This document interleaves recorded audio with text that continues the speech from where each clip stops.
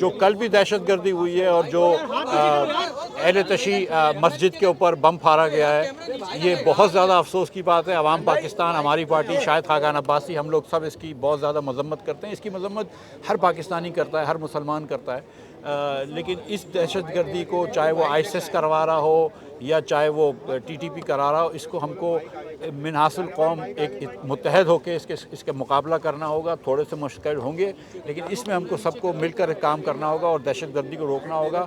और बलूचिस्तान के अंदर भी जो जायज़ हुकूक हैं वो हमको देने ज़रूरी होंगे अपने बलोच भाइयों को, लेकिन जो दहशतगर्द हैं उनका खात्मा करना होगा। सर, ये बताइएगा कि आपने अभी जो बात की कि ये 10 नुकात जो आपने पेश किए, इस तरीके से ये मुल्क की माशियत बेहतर हो सकती है। मैं क्या करूँ? तो एक तो ये कि जब आप थे हुकूमत में, तो उस वक्त क्या आपने कोई ऐसा दिया था अपनी गवर्नमेंट को प्रपोजल? और दूसरा ये कि इस वक्त जो मुल्क की सूरत यार, ये तो कहते हैं मुल्क मुआशी तौर पर मुस्तहकम हो रहा है, कैसे देखते हैं आप? भाई, अगर मुल्क माशी तौर पर मुस्तहकम हो रहा है तो यहाँ पे बेरोज़गारी क्यों बढ़ रही है? मुल्क माशी तौर पर मुस्तहकम हो रहा है तो रोज़ गुर्बत क्यों बढ़ रही है? मुल्क माशी तौर पर मुस्तहकम हो रहा है तो 2018 के मुकाबले में आज हर पाकिस्तानी औसतन 12% गरीब क्यों हो गया है?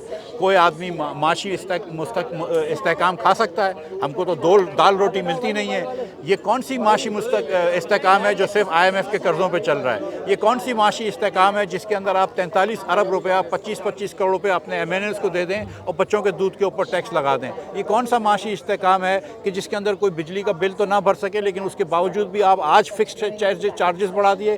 3 दिन पहले आपने सनतकारों को 4 रुपये ऑफ दिए, लेकिन आज आपने घरेलू सार्फिन पे 500 रुपये टैक्स लगा दिया। सो ये इस्तेहकाम जो है ना, ये इस्तेहकाम नहीं है, ये सिर्फ कर्ज ले रहे हैं और लोगों को गरीब रखा हुआ है इन्होंने।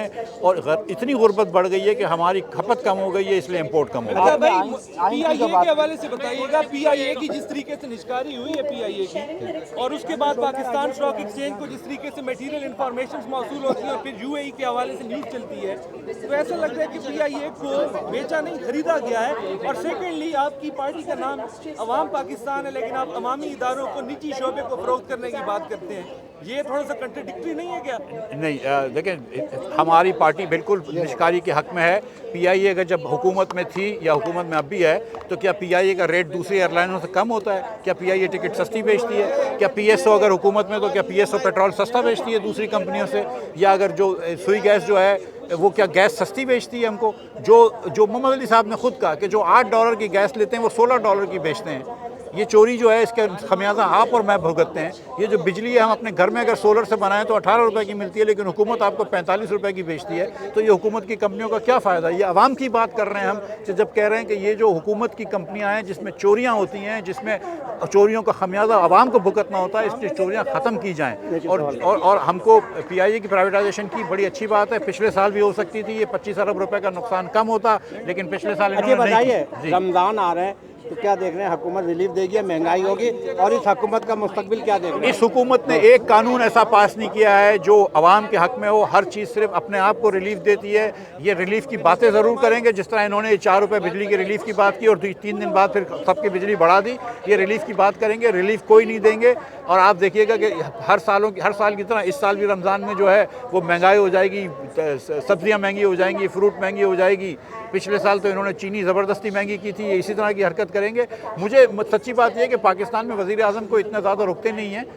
पाकिस्तान में सबसे ज़्यादा वज़ारत उज़्मा मियां नवाज शरीफ ने की है कुछ, और उसके बाद नंबर 2 जो है वो शहबाज शरीफ ने की है। मुझे नहीं लगता, मैं गलत हो सकता हूँ, लेकिन मुझे नहीं लगता कि शहबाज शरीफ साहब जो है वो 2027 तक वज़ीर आज़म बसंत पे कितना पैसा खर्च हुआ है और क्या कहेंगे जब इतना बड़ा आ गया? और बसंत हो रही है सर, बसंत पे मुझे नहीं पता कि कितना पैसा खर्च हुआ है, हुकूमत का कितना पैसा खर्च हुआ है, लेकिन ये जो हादसा हुआ है, ज़ाहिर है इसने जो बसंत मनाने वालों के जो खुशियाँ थी वो छीन ली। अच्छा, ये बताइएगा, आपने कहा कि आइन जो है उसको या तो नैसर बनाओ या तो इस आइन पे अमल करो, तो यह क्या एक तो नए आइन के आप हामी हैं कि आइन नया होना चाहिए, दूसरा ये कि MQM का मुताबिक कराची को वफाक के हवाले करो, इसको कैसे देखते हैं? क्या मसला? क्या सूबे बनने चाहिए? नहीं, एक मिनट, देखिए MQM का मुतालबे को मैं यकसर इसकी रिजेक्ट करता हूँ।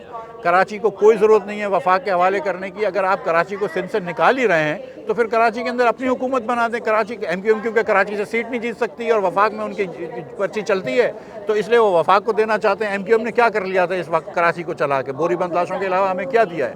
जो दूसरी बात है कि यस, बिल्कुल मैं समझता हूँ कि अगर आप लोकल गवर्नमेंट इफेक्टिव नहीं कर सकते तो फिर सूबों के अलावा कोई चारा नहीं है। ये नहीं हो सकता कि दो ख़ानदान की इजारादारियाँ महफूज करने के लिए आप जो है वो कराची को या पूरे पाकिस्तान के तमाम शहरों को और तमाम इलाकों को जो है वो महरूम कर दें। तो पहली ख्वाहिश तो मेरी ये है कि इफेक्टिव लोकल गवर्नमेंट्स हो जाएं जैसे मुशर्रफ साहब के ज़माने में थी, और लेकिन फाइनेंस हो जाएं डायरेक्ट वफाक से और उनको आईनी प्रोटेक्शन हो। लेकिन अगर ये दो सियासी पार्टियाँ, पीपल्स पार्टी चाहती है कि सूबे बन जाएँ लेकिन पंजाब में बन जाएँ, मुस्लिम लीग चाहती है कि सूबे बन जाएँ लेकिन KP में बन जाएँ, तो सूबों के खिलाफ कोई भी नहीं, अपनी इजारादारियाँ रखना चाहते हैं। तो इसके लिए जो है वो मैं समझता हूँ कि लोकल गवर्नमेंट इफेक्टिव है। अगर नहीं बनते तो फिर सूबे बनाए जाएं। मुल्क को नए आइन की जरूरत है, आप समझते हैं? मैं ये कह रहा था कि जो आइन लिखा हुआ है उस पर अमल करो। अगर आइन पसंद नहीं है तो चेंज कर दो, लेकिन ये कि रातों रात आइन नहीं चेंज होना चाहिए। आइन जो है वो कौम का एक इमरानी मुआहदा होता है, उसको आपस में बात करके तय करना चाहिए। शुक्रिया। बहुत शुक्रिया।